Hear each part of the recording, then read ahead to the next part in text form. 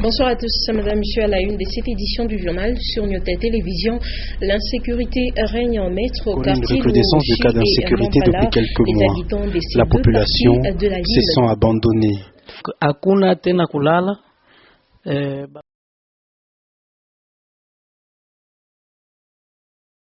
Plus de 20 femmes souffrant des fustules ont subi une intervention chirurgicale. Elles ont également reçu chacune des pagnes et une enveloppe. Voilà tout pour les titres. Bienvenue à votre journal. Les habitants de la cellule Chamba au quartier Luoshi dans la commune annexe dénoncent la recrudescence de l'insécurité. Des bandits organisés en groupe sèment à leur passage désolation. Ils pillent, volent et violent en toute impunité dans cette partie de la commune annexe. Odi Fortuna Kassongo. Certains quartiers de la ville, le quartier Luoshi connaît une recrudescence de cas d'insécurité depuis quelques mois. La population se sent abandonnée. Hakuna tena kulala. Babandi armés. C'est plus dormir, des bandits bien armés opèrent tranquillement ici. Et avec toute certitude que hakuna kuba déranger. La police dans ces quartiers est à peine visible malgré les moyens de mobilité mis à sa disposition. Hatuyaonaka hata siku moja motoka ya basoda inapita huko banakuwa kufanya patrouille hata basoda wenyewe wafika kapaka huko. Jamais on a vu une jeep de la police pour faire la patrouille. Les bandits ne font que piller nos biens. Tuko tuna maisha mwa mubaya mebe kwa natufikia na huko kubeba bintu. Tunaiwa sema basha kujiorganiser ko par-ci par-là. Attention n'arrive pas ici chez nous. Mais il intervention haifike huku kwetu. Louis Ngweji, chef de la cellule Chamba, estime avoir déjà fait plusieurs rapports à sa hiérarchie. Plus de sa collaboration avec la police nationale congolaise, la population propose d'autres pistes de solutions pour mettre fin à l'insécurité. Balete kombele biro moya bajan de l'État huku ngambo njuka mama nayasema kuile quartier kuku biro moya bajan ya sécurité beko kule kama mambo yanafanyika leta takuwa na dar kukondane ile biro ya ile njoo nitumika kule njoo ya sécurité mambo kaninafanyika kule comme ça kutakuwa kwa sécurité. Selon les habitants victimes de l'insécurité qui règne dans cette cellule du quartier Luoshi, les bandits sont bien connus, ils sont toujours relâchés sans purger leur peine après avoir été dénoncés par la population. Et au quartier Mampala, difficile de circuler et passer par les alentours du marché de bois à partir des 19h locales. C'est des cas d'extorsion d'argent, téléphone et autres biens, des actes posés par des locataires des restaurants qui sont transformés en logis depuis peu. Antoine Roger Mbouimamba. Ce sont ces restaurants communément appelés Malewa qui servent de logis à plus d'une famille au quartier Mampala. Les phénomènes s'observent depuis quelque temps dans plusieurs restaurants dans les environs du marché de bois, surpopulation ou pas. Ces familles qui passent nuit ne tiennent pas compte des conditions de logement environnementales qui du reste sont insalubres. Promiscuité, pas de confort, bref, ils sont exposés à des maladies diarrhéiques. Jeunes et vieux se sont résolus de s'entasser aux heures du soir. Situation qui serait à la base d'une insécurité dont semblent être victimes à ce jour les passants et même les habitants du quartier Mampala à partir de 19h locales. Dans cette partie, aux heures précitées, il s'observe des cas d'extorsion de biens, argent, téléphone et autres. Un danger permanent, surtout que le quartier Mampala est voisin à celui de Tchassassa, réputé et cité aussi dans des cas d'insécurité. La population du village Kalumbe 2 s'est plaint de la spoliation de leur espace. Le maire de la ville de Lubumbashi, Jean-Oscar Sanguza Mutunda, est allé apaiser les esprits surchauffés. Maurice Mazemzamba. Les habitants du village Kalumbe 2, dans la commune annexe, dénoncent l'occupation de leur contrée par des gens qui s'octroient par la force les parcelles. Informés, le maire s'est rendu au village Kalumbe 2 pour vérifier les plaintes des villageois. Jean-Oscar Sanguza Mutunda était à l'écoute de ses administrés. Le maire a apaisé les villageois qui n'ont plus rien à craindre dès lors qu'il est saisi de leurs revendications. L'autorité urbaine a associé le responsable des services des cadastres qui, lui, de son côté, était surpris que l'occupation des terrains se fasse alors que le coin n'est pas encore loti. Toutes les personnes qui ont occupé illégalement le village Kanumbe seront obligées de quitter l'endroit sans autre forme de procès. À cette annonce, les villageois rassurés ont demandé au maire de faire le suivi pour que leur village ne soit pas spolié. L'expansion de la ville de Lubumbashi amène les Louchoises et Louchois à chercher des parcelles à n'importe quel prix. L'entreprise Tenke Fungurume Mining a reçu le vendredi 24 juillet le ministre national de l'Environnement, Bienvenu Njoli. Ce dernier est parti se rendre compte de la politique de gestion environnementale de Tenke Fungurume Mining. Après la visite, le ministre Njoli se dit satisfait des efforts fournis dans le cadre de la gestion environnementale par TFM. Refin Kibambe et Tiani Lunga. À la tête d'une forte délégation de l'environnement, Bienvenu Lyotan Njoli, ministre national de l'Environnement, est venu en inspection sur le site de Tenke Fungurume Mining. Accueilli à l'aéroport de TFM par Bill Harris, président Freeport McMoran Afrique, la délégation est juste après soumise à une induction sur la sécurité au travail, une règle d'or de TFM. Première étape de la visite, la station de traitement des eaux usées du camp des agents TFM. Une technologie récente d'une valeur de plus ou moins 24 millions de dollars américains et d'une capacité de recyclage de 600 mètres cubes par jour. Puis la délégation va apprécier la préservation et l'amélioration de la biodiversité sur les sites de TFM, un programme qui permet de protéger des espèces endémiques au cuivre et au cobalt. À Tenke, le ministre Lyotan Njoli et toute sa délégation vont échanger avec l'équipe de médecins de la clinique de Tenke sur différents programmes mis en place par TFM de lutte contre des épidémies en collaboration avec ses partenaires en santé. À quelques mètres de là, TFM a placé une station de contrôle de la qualité de l'air et de l'eau. La délégation va également découvrir dans une vue panoramique la mine de Kwatebala, l'usine et le bassin de Régé. Nous sommes contents des explications qui nous sont fournies et de ce que nous sommes en train de voir. Donc nous pouvons quand même dire qu'ils respectent les normes internationales en matière de l'environnement et nous pouvons leur faire confiance par rapport au travail qu'ils sont en train de produire. Lors de l'échange avec le management de TFM, après un tour à l'usine, le ministre national de l'Environnement, Bienvenu Lyotan Njoli, a loué la politique de la gestion environnementale de Tenke Fungurume Mining. Vous êtes en train d'abattre un travail énorme et vous devez en être félicité. Vous avez fait du respect des normes environnementales une priorité. Bill Harris, président de Freeport McMoran, dont TFM est filiale, a quant à lui réitéré la volonté de son entreprise de toujours s'engager dans le respect des normes environnementales. La First Bank of Nigeria a présenté à ses clients et à toute la population sa nouvelle application bancaire Finacle 10. C'était au cours d'un forum interactif organisé dans la soirée du 25 juillet 2015 au Grand Caradia Hotel. Mireille Moidi. La FBN Bank a procédé le samedi 25 juillet 2015 à la présentation de son nouveau produit Finacle 10. Après l'avoir expérimenté au Nigeria, Ghana, c'est au tour de la République démocratique du Congo de bénéficier de cette application. Finacle 10 est utilisée dans 84 pays, compte 547 millions de clients. Elle permet une optimisation du coût des transactions, une meilleure sécurité pour éradiquer la fraude, une rapidité dans les opérations. Par exemple, vous pouvez ouvrir un compte à la FBN Bank dans 3 minutes et être crédité le même jour. Hervé Ochoudi, directeur commercial, invite la population à expérimenter les services de la FBN Bank. Aujourd'hui, on est l'une des banques avec le plus grand réseau du pays. On a des produits qui vont de produits pour particuliers, de cartes de crédit, etc., à des produits pour les plus grandes entreprises. On a une banque d'investissement qui nous soutient pour des financements beaucoup plus lourds. Et donc, nous sommes non seulement présents sur tout le pays, mais nous sommes extrêmement compétitifs, avec des cadres très qualifiés. Déjà, je pense qu'on a des muscles financiers que les autres n'ont pas. Nous avons un réseau dans certaines régions du pays que les autres n'ont pas. Nous sommes présents dans la plupart des anciennes provinces de la RDC. Nous sommes extrêmement présents et nous avons une panoplie de produits qui, je pense, est très largement compétitive. La FBN Bank, First Bank of Nigeria, l'une des institutions bancaires réputées pour son dynamisme fiable et sa solide gouvernance d'entreprise, a racheté depuis quelques mois toutes les actions de la Banque internationale de crédit, BIC en sigle. À la FBN Bank, c'est d'abord vous.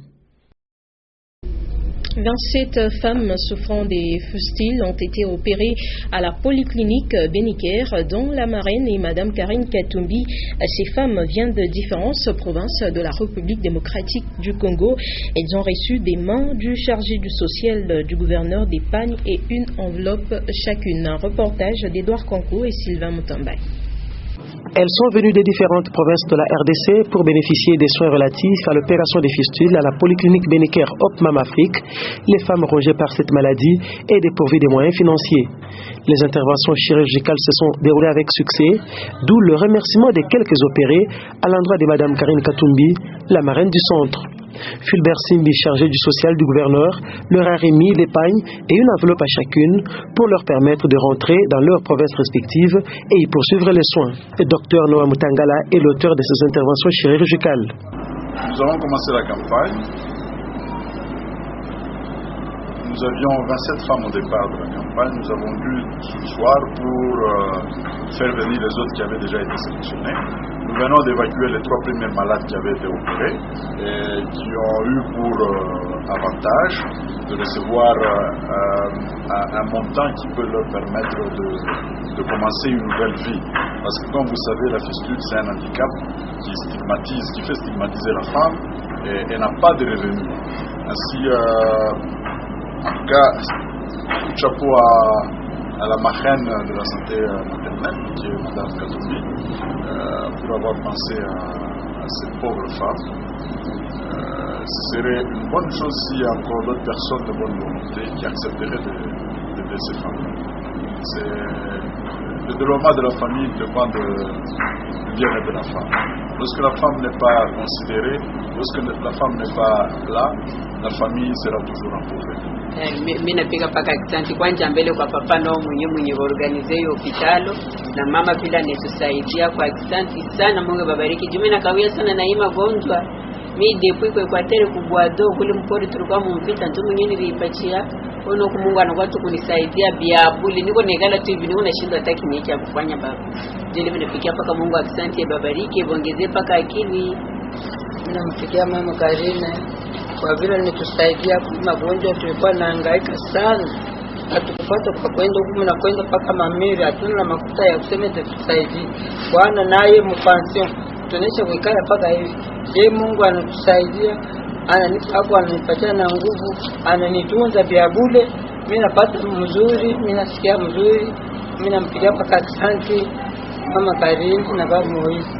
Desa mkwasha ko tuvika tambe nene misongo eno ile kyako ngirigilana kuti ne onda bayo ne kuti wewe tukwasha yako kunengile kati kuti wewe tukwasha yako savowe tukotela wa bitufu kuti ya kwa bitufu kitanda kya bitufu mema bitufu ko kuti bayo tulonga depense kuno kukule desa kwasha ko nuni ne ko mafuku.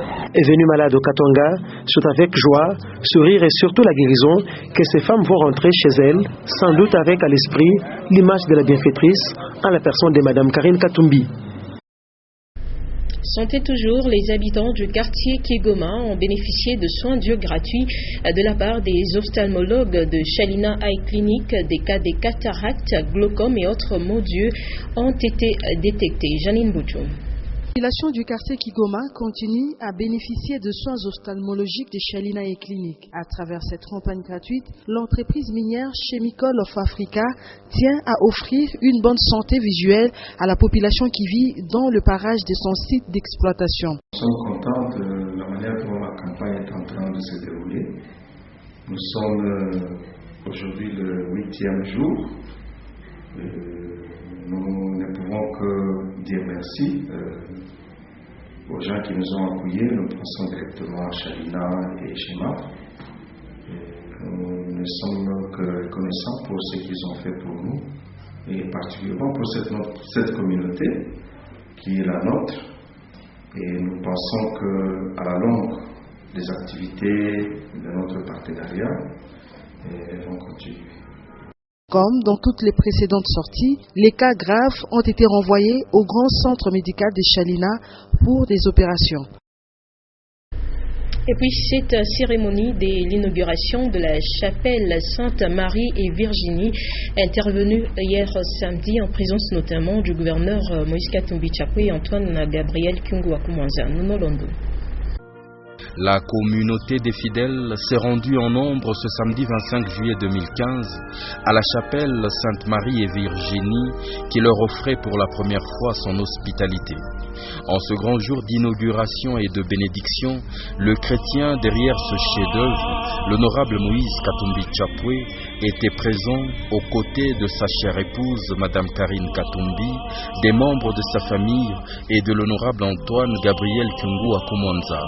Une inauguration festive, présidée en personne par Monseigneur Jean-Pierre Tafunga, l'archevêque de Lubumbashi, dont c'était, par coïncidence, le jour d'anniversaire également. Que d'éclats et de chants de joie en ce jour béni de Dieu qui offrait aux chrétiens un nouveau temple, un nouveau lieu de prière. Comme à l'ouverture, Monseigneur l'archevêque n'oubliera pas de magnifier cette œuvre si belle, cette œuvre si pieuse. Kama vile mtakatifu Virginie alijenga nyumba ya Mungu iliyokuwa chini ya ulinzi wa Mama Maria kimbilio yetu, vile vile wa Kristo wawili tu. Ndugu akujenga kama guverneur, ndugu Katumbi Moïse na Claude haina muyambo, Claude wanatujengia kanisa hii kubwa na nzuri tunayoweka chini ya ulinzi wa watakatifu Marie na Virginie. Mapike mikono.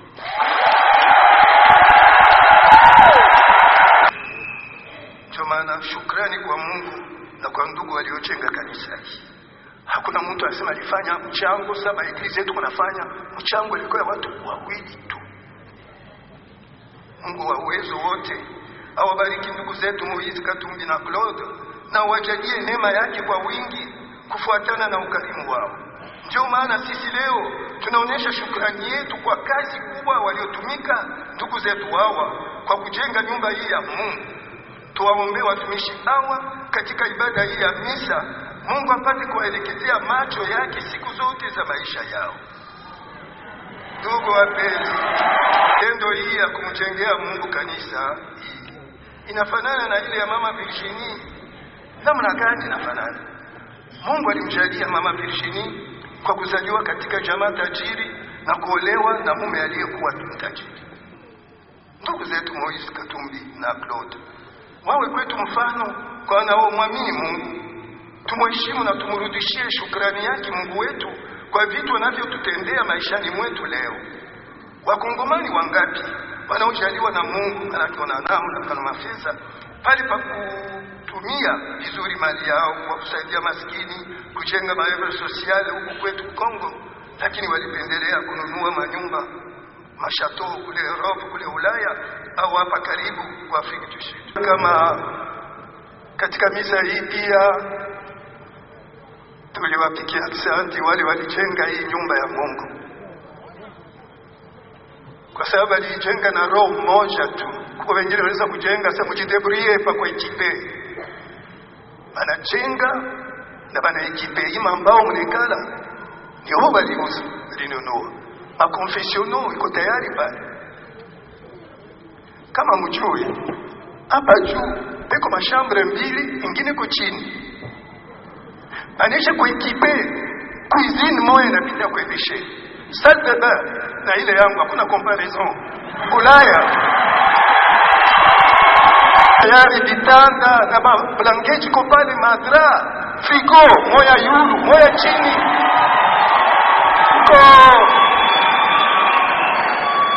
kuko mabife salon mbili moya yulu moya chini, pa n'importe quel salon ni histoire balifanya na roho moja. Ima mikro yote ni huo maltare, ima marbre inatoka mu Italia, c'est importé. Après le culte, les fidèles paroissiens de Sainte-Marie et Virginie n'étaient pas prêts à garder silence devant cette bénédiction. Mutamu sana sababu tulala mtu kufanya je. Kama ni tulala watoto kidogo kama tunalalia mu kucheza yote tu. Bon, je n'ai pas de commentaires à faire, mais sinon mes impressions sont très très bonnes. Hein. Il faut que, bon, nous avons des gens comme Moïse dont on vient de nous parler, qu'il a été à la base de cette œuvre, que Dieu sincèrement puisse le bénir chaque jour de sa vie. Et nous sommes très contents. Ni mwema sana, kila siku zamani nilikuwa naomba Mama Maria utupe kwa paroisse. Na leo paroisse hiyo irealize. Tuna furaha munene sana juu Mama Maria ananitendea maajabu. Sijui nitamupa nini. Tunashukuru sana, mambo munene ya ajabu. Kama mnaona mtu anajitolea tu kumjengea Mungu nyumba, ni aina yenye kupewa kwa mtu wote, ni grace. Na hii furaha tuko nayo antukaa juu ya Eglise Katoliki. Tunashukuru sana kwa hiyo. Baba, tunampigia Baba Moizi asante sana. Sisi tuko kwa mulido huko. Tunakawa tunaanza kutembea mpaka lwa mkuru kwa Saint Elizabeth. Ile ilikuwa njoo suwe yetu lakini hatutaki kumrudishia. Leo tulikuwa hapa tunaamka msubuhi kwa Saint Elizabeth. Mangula manini tunaanza kuhangaika sana. Na hapa sasa lakini tumrudishia tu Mungu shukrani, Mungu ambariki, ampatie nguvu. Maami yote yanaganyea mulido huko. Maisara yetu mufikie. Non, je suis très très heureux. Vraiment, c'est une grâce qu'on ait quelqu'un qui fasse des choses pareilles. On a tous, bon, relativement de l'argent, mais pour qu'on puisse donner cet argent-là pour une œuvre de Dieu, quelquefois c'est difficile. Mais quand quelqu'un le fait, il faut le brevier. Et c'est une bonne église, une grande église. En tout cas, nous allons remercier le Seigneur et remercier tout le monde qui a participé à l'œuvre. Baba, tuko na furaha sana. Hatujue tuseme nini, tunamwachia paka Mungu. Huyu mtu alifanya hiki kitu, Mungu amulinde, amuchunge, amukombanie vita yote. Na amuongoze asiache, amupe roho ya neema na hekima, aongeze kutufanyisha vitu vya utamu modele hii. Shiba mama tuko nyuma yake, tuko namuombea paka Mama Maria amuchunge fashi yote juu mama mzazi. Hatuna mengi ya kusema, merci. Une œuvre incomparable, gravée dans le marbre et gravée dans l'amour. Et on va prendre les résumés de l'actualité et en marquer la semaine qui vient de s'achever. C'est dans cette semaine en bref avec Jean-Claude Mbal.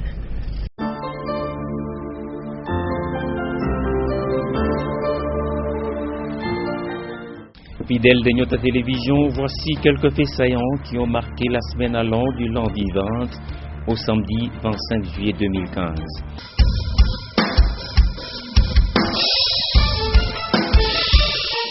Le lundi 20 juillet, le président de la République, Joseph Kabila Kabange, inaugure l'hôtel du gouvernement à Kinshasa, la capitale.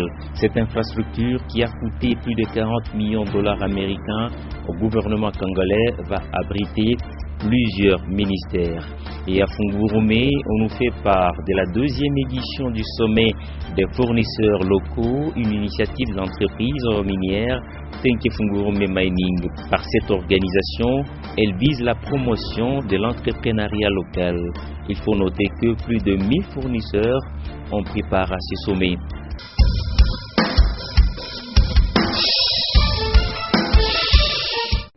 La journée du 21 juillet a connu une effervescence dans la ville de Lubumbashi. En effet, les élèves finalistes du secondaire, toutes les options confondues, ont obtenu les résultats de l'examen d'État édition 2014-2015. Les lauréats ont envahi les centres-villes de Lubumbashi pour manifester leur joie. L'ambiance était similaire dans la cité de Kipushi, à 30 km de Lubumbashi. Les lauréats ont remercié le gouverneur de province Moïse Katumbi Chapwe pour avoir pris en charge une grande partie de frais de passation de ces épreuves.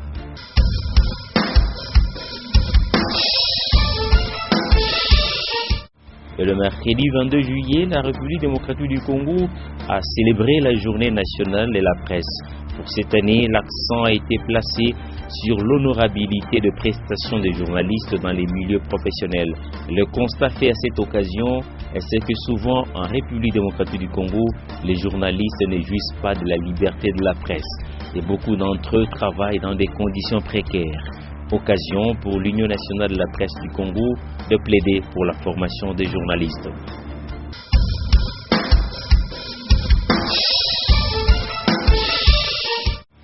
La journée du jeudi 23 juillet est revenue sur la visite improvisée du gouverneur de province Moïse Katumbi Tchapoué à Kisenge et à Dilolo dans le Lualaba. À Dilolo, il est allé inspecter les travaux de construction des installations de la douane.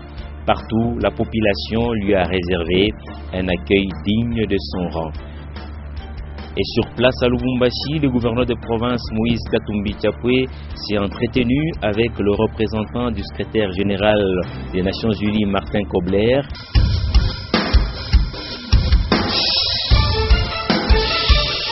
Des mots de remerciements et d'au revoir au gouverneur de province, on en a enregistré encore le vendredi 24 juillet.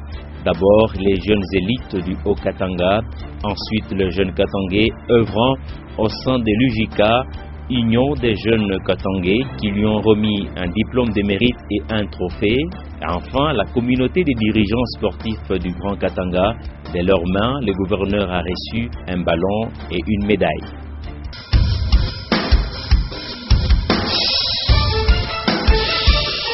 Le samedi 25 juillet, le président de la République, Joseph Kabila Kabange, a inauguré le nouveau bloc technique de l'aéroport international de la Luano.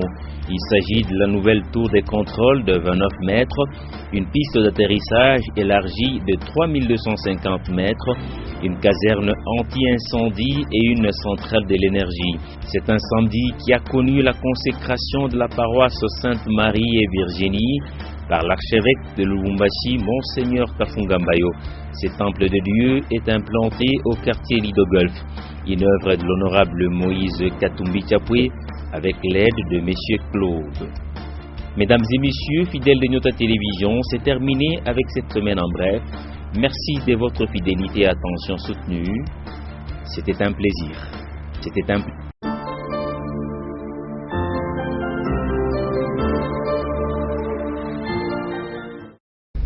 Voilà, c'est également fini avec cette édition du journal. Madame, Monsieur, toujours après moi, ne nous quittez pas tout de suite, car nous allons vous proposer une page magazine en rapport avec cette visite du ministre national de l'Environnement sur les sites des Tenke Fungurume Mining. Mais avant tout, les rappels des titres avant de nous séparer. L'insécurité règne en maître au quartier Luoshi et Mampala. Les habitants de ces deux parties de la ville de Lubumbashi implorent l'implication des autorités compétentes pour leur protection. Et c'est avec l'aide de Madame Karine Katumbi que plus de 20 femmes souffrant des fustiles ont suivi une intervention chirurgicale. Elles ont également reçu chacune des pagnes et une enveloppe.